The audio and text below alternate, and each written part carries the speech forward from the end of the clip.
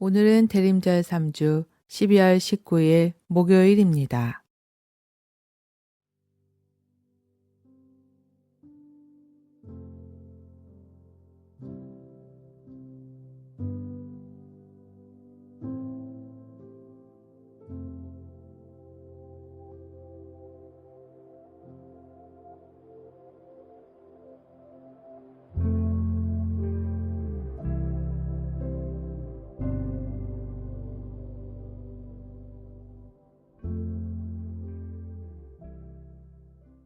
몸과 마음을 평안히 하고 호흡에 주의를 기울입니다.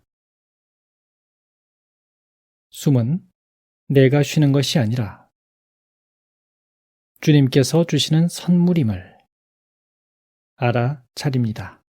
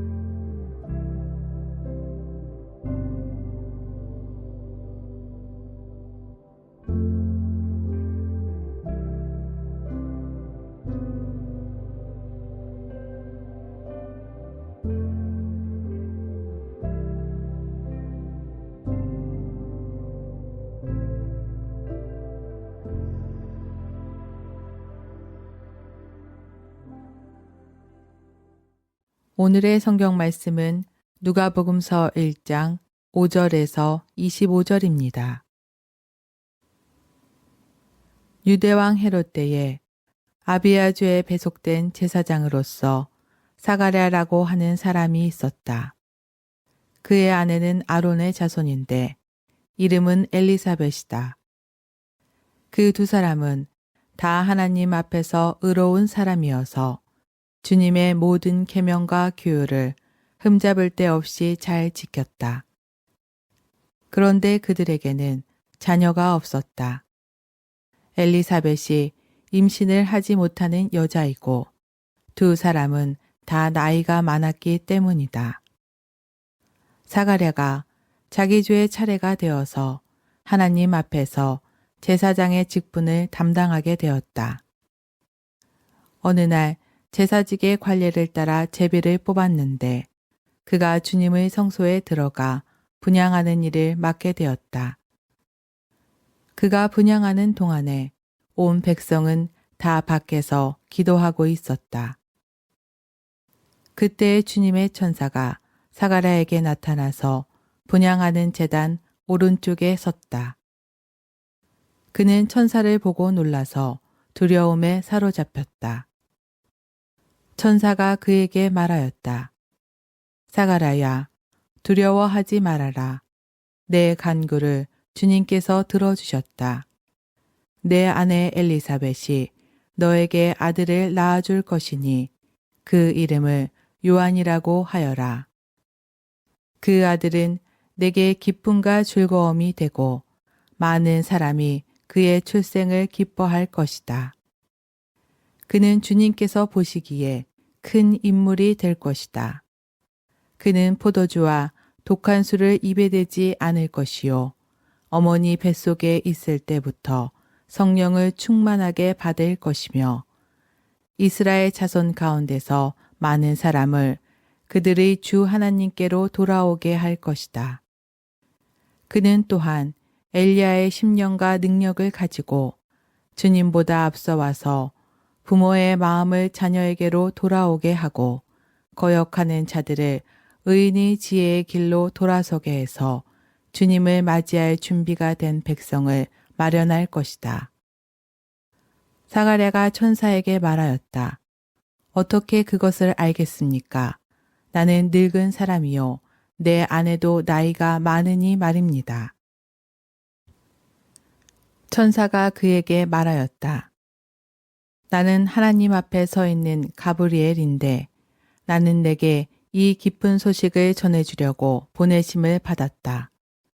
보아라, 그때가 되면 다 이루어질 내 말을 내가 믿지 않았으므로 이 일이 이루어지는 날까지 너는 벙어리가 되어서 말을 못하게 될 것이다.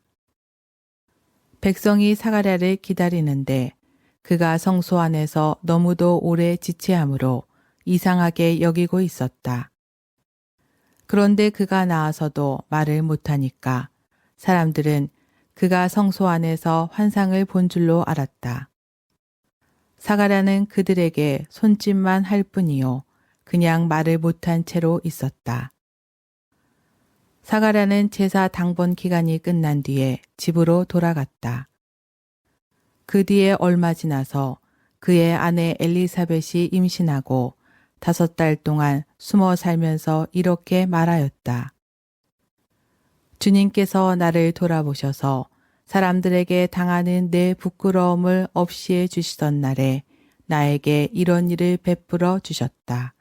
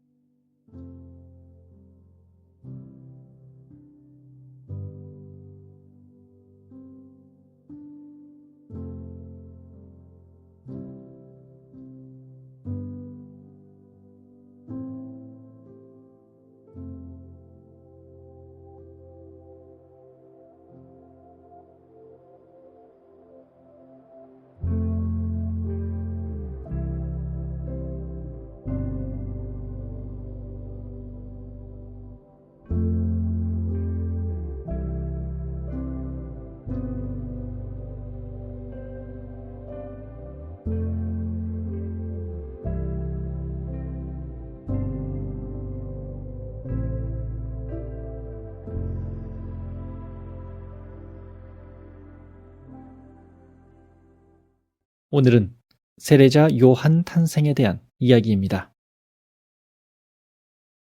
진정한 왕이 오심을 선포하게 될 이 사람에 대해서 이미 극적으로 이야기가 전개되고 있습니다.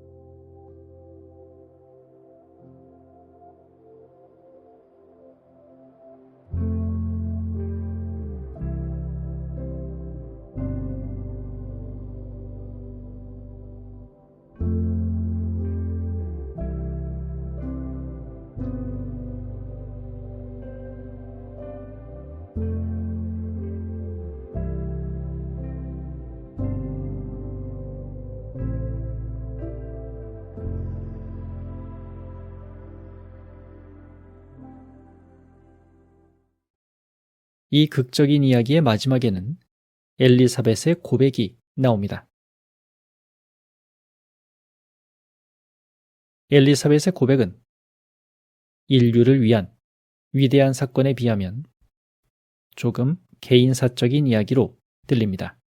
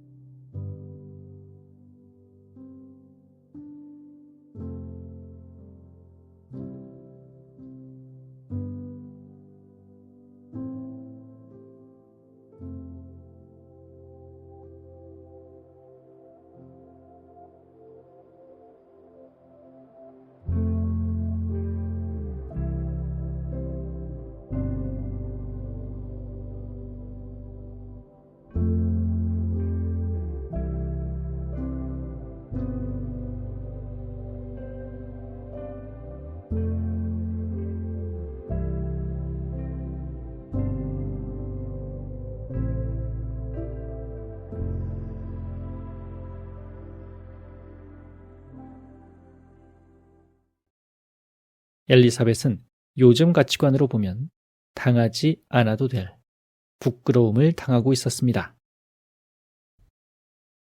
인류 구원이라는 거대한 이야기의 서막인 이 사건이 오늘 엘리사벳 개인에게는 먼저 어떻게 다가왔는지 말씀을 다시 한번 들어보십시오. 유대왕 헤롯 때에 아비아주에 배속된 제사장으로서 사가랴라고 하는 사람이 있었다. 그의 아내는 아론의 자손인데 이름은 엘리사벳이다. 그 두 사람은 다 하나님 앞에서 의로운 사람이어서 주님의 모든 계명과 규율을 흠잡을 데 없이 잘 지켰다. 그런데 그들에게는 자녀가 없었다. 엘리사벳이 임신을 하지 못하는 여자이고 두 사람은 다 나이가 많았기 때문이다.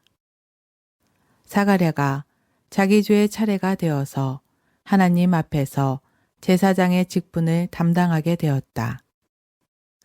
어느 날 제사직의 관례를 따라 제비를 뽑았는데 그가 주님의 성소에 들어가 분향하는 일을 맡게 되었다. 그가 분향하는 동안에 온 백성은 다 밖에서 기도하고 있었다. 그때 주님의 천사가 사가랴에게 나타나서 분향하는 제단 오른쪽에 섰다. 그는 천사를 보고 놀라서 두려움에 사로잡혔다. 천사가 그에게 말하였다. 사가랴야, 두려워하지 말아라. 내 간구를 주님께서 들어주셨다. 내 아내 엘리사벳이 너에게 아들을 낳아줄 것이니 그 이름을 요한이라고 하여라. 그 아들은 내게 기쁨과 즐거움이 되고 많은 사람이 그의 출생을 기뻐할 것이다. 그는 주님께서 보시기에 큰 인물이 될 것이다. 그는 포도주와 독한 술을 입에 대지 않을 것이요. 어머니 뱃속에 있을 때부터 성령을 충만하게 받을 것이며 이스라엘 자손 가운데서 많은 사람을 그들의 주 하나님께로 돌아오게 할 것이다.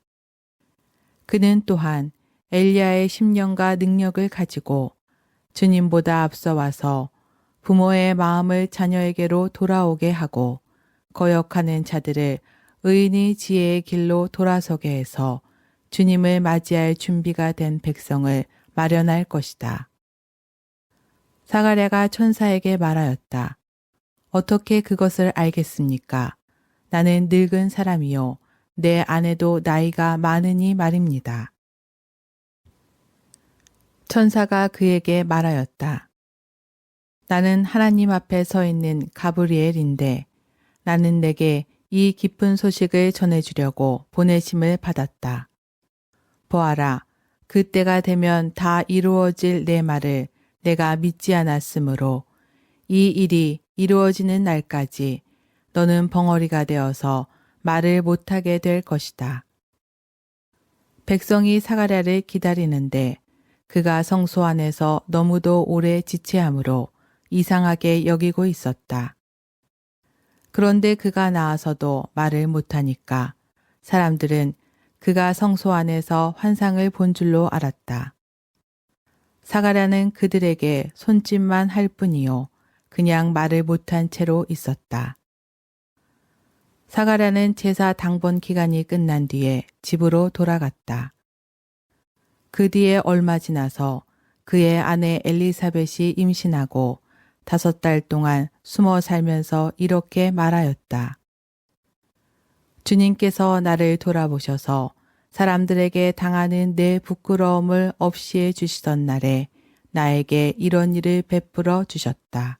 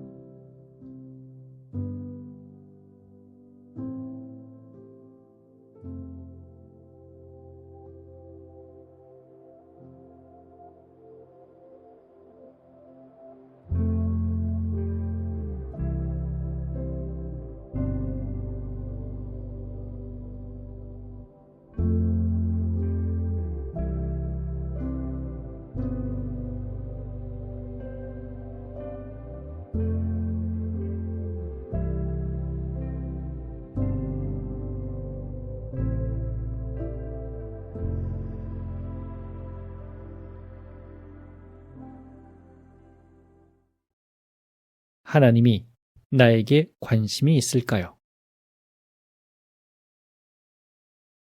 오늘 말씀을 통해 당신이 오늘 당하고 있는 부끄러움에 관심을 갖는 사랑을 느낄 수 있을지 침묵 가운데 머물러 보십시오.